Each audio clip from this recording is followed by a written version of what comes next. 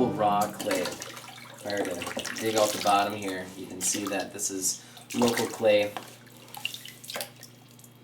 There's still a lot of, some rock, there's some, you can see in here a lot of grass and roots and things like that. And that's the initial thing that I'll be taking out. This is a little bit finer than window screen, probably about a 40 mesh, but I'd run it through much, much finer mesh when I do the final screening of it. But have to do it in stages, otherwise it clogs up the screen. I'm working on a jar. It's a coil and paddle jar. You have to call it tataki in Japanese. It's a way that you can make very large things, and you can make them very light, and you can make them as big as you want them to be. I'm using very small coils when I make one this size. I just bumped it over there, so it's a little off kilter. I need to get her true again. But,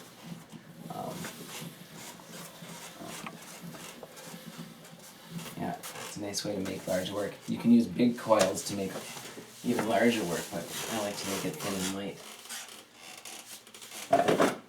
So here's the tools I'm going to use. Right now this is pretty stiff, so I added this layer on last night.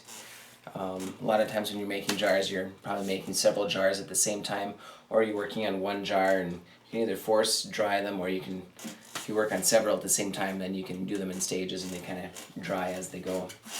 But this one's ready to paddle. So I've got it's called the anvil on the inside, and it's a burnt piece of wood, and that's used kind of on the inside as support. And I'm using this paddle right now.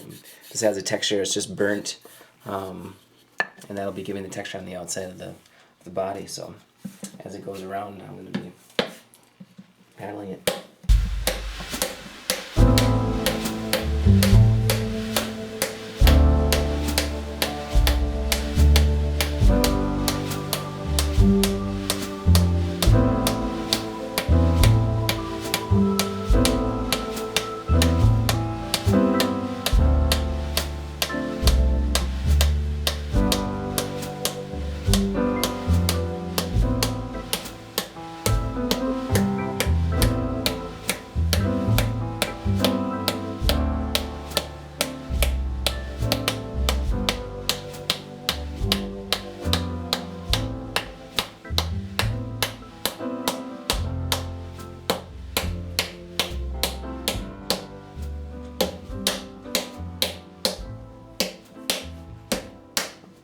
You can see that it's starting to stick. It's just a little wet, but I think it'll be okay.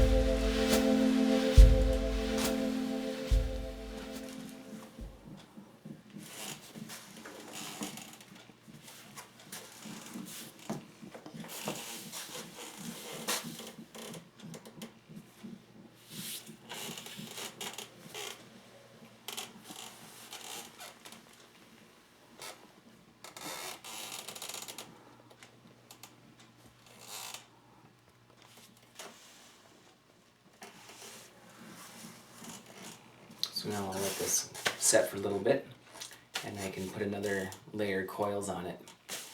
I'll let it set up first.